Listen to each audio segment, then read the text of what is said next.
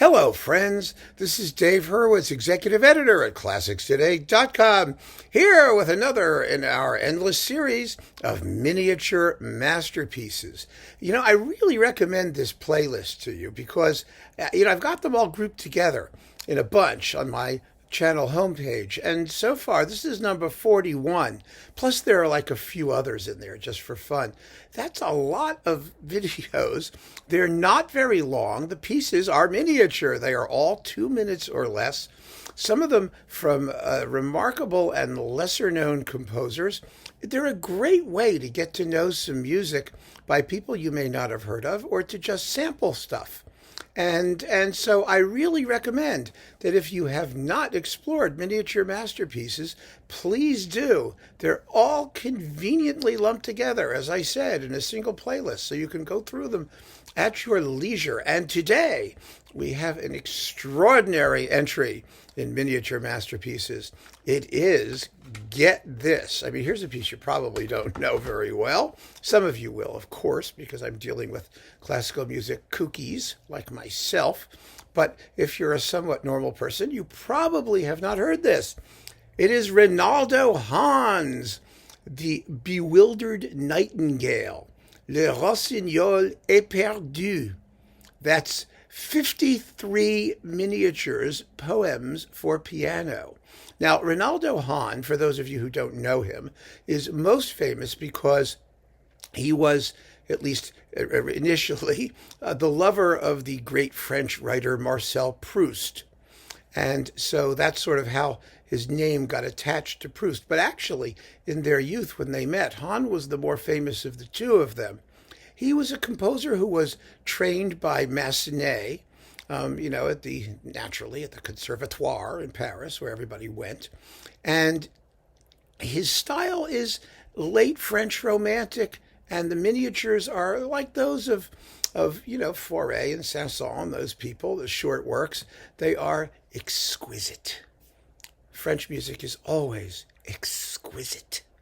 And, they really are. They are beautifully written, tiny, somewhat reticent miniatures.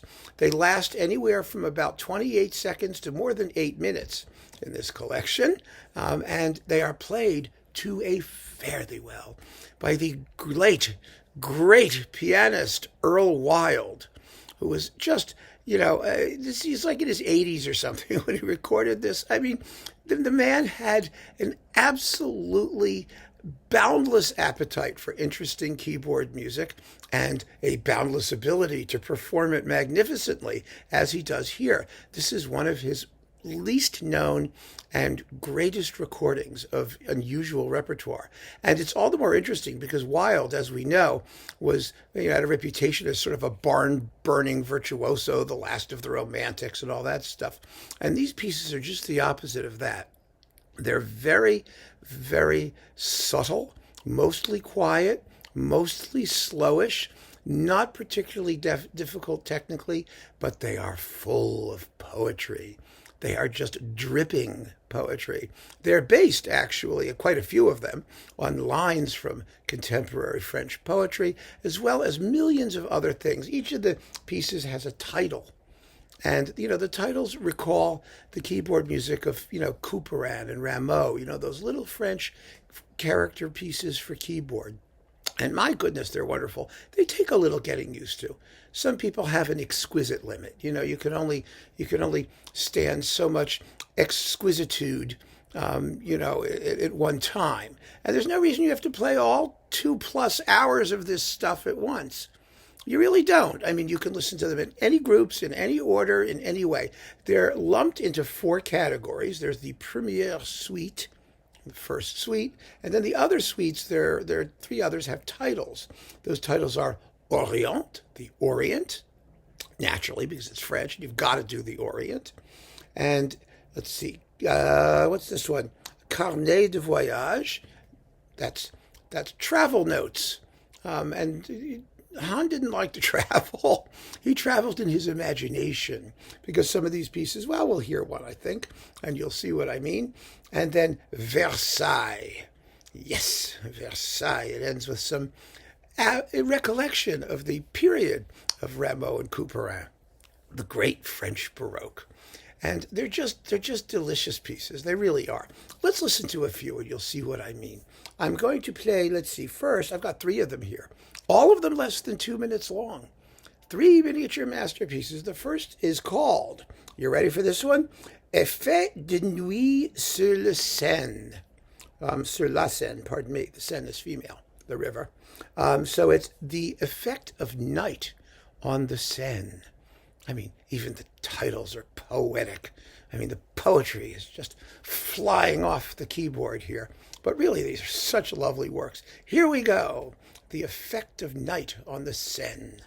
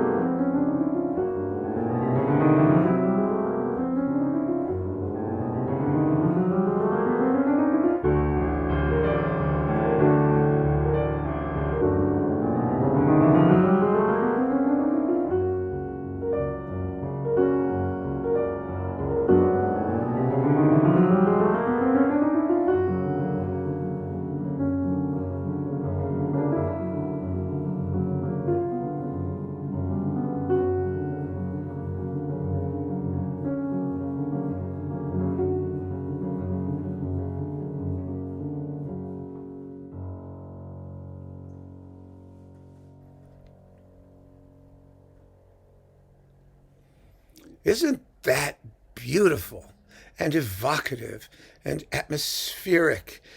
It's just good stuff. Now, Hahn was most famous for his songs. He really was a vocal music composer in operas and operettas and things. And he wrote more than 100 songs, and those are performed fairly frequently. You see them, oh my, there goes Hahn. You see them in those collections of French melodies and chansons, and things like that. And they're fairly well known, but his instrumental music is no less good and no less beautifully crafted. And that's the thing about French music. Even when it says absolutely nothing to say, it's always beautifully crafted. But Hahn at least has something to say, and 53 times no less. Unbelievable. I don't know why the Nightingale was bewildered, but, again, it's poetry. Who am I to question poetry? Let's see. Next, let's listen to, oh, yes, this one is really fun. This is called, I know what it's called, but I just want to make sure I get it right here. Yes, Faunes dansante. The fauness, the little lady fawns dancing. And this is in the travel notes. And you can bet that Hahn never visited the place where the faunettes or the faunesses or whatever they're called are dancing, wherever that place was. It's not like, the Kiddie Zoo in Iowa or someplace like that. No. This is imaginary travel. And this is a delightful little number.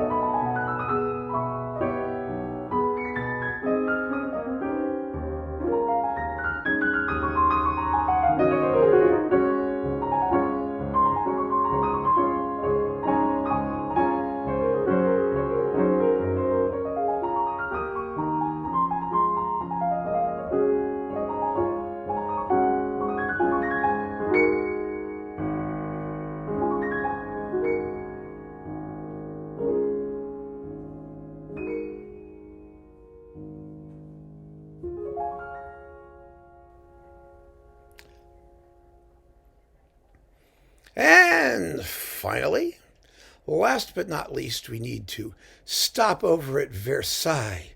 And I have to say, this trip to Versailles is probably a lot more pleasant than my trip to Versailles was when I was there. And there were like 5 railroad strikes on the way going out of Paris. We had to get on the train and off the train and on the train and off the train. And then when we got to Versailles, I was trying to get the student discount for my brother. I was there with my brother and my sister. And the nasty ticket lady who I was speaking to in my then impeccable French absolutely refused to give me the student discount, even though I had my passport. And I was trying to explain to her that nous sommes les étudiants and we're entitled to the discount and all of this stuff. And she was like, no. It was very French, very, very French. And after a minute of that, my brother, who was at that point on the high school football team, and it had all bulked up, and he's 6'5" and just huge. And he was like, let me deal with this. And so, this woman was sitting in this looked like something out of a Pink Panther movie. She was in like this little ticket booth. It was like a little wood hut that was the size of like one person could like squeeze into it. And it had like a little window with a little, tray underneath where she could shove out the tickets.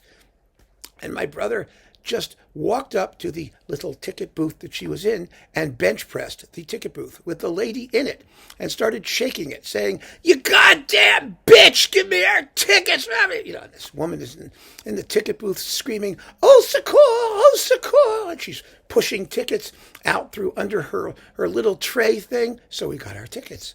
And we went into Versailles, and it was so crowded. It was packed. Absolutely packed. It was so crowded. You were like, it was a nightmare. It really was. It was like a scene out of Soylent Green. I don't know. And so we're all like creeping from one room to the next, packed absolutely into each other. And there were a couple of German tourists behind us who were complaining that they couldn't see well because my brother was too tall and they couldn't see over his head. And they were speaking, in English, actually, with a heavy German accent, because they wanted him to do something about it. And he just looked at them and said, what do you want me to do about it? I mean, actually, I think his exact words were, life is tough for all of us, honey. Just deal with it. And we continued to see Versailles. And then we couldn't get out of there fast enough. I'm not even going to tell you about the snack bar. Ugh, it's disgusting. Anyway, this Versailles is infinitely better than that Versailles was, I have to tell you. It's lovely. And in this particular case, we're going to listen to, this is number 47 out of 53, Poème pour piano. It's going to be La Reine au Jardin, the Queen in the Garden. And this is just a delightful sort of neo-Baroque pastiche. It sounds quite similar to the similar pieces that Poulenc wrote, for example, in his Suite Française, after Gervais, things like that. It's a wonderful little character piece, unbelievably French sounding, and of its epoch. Great. Here it is.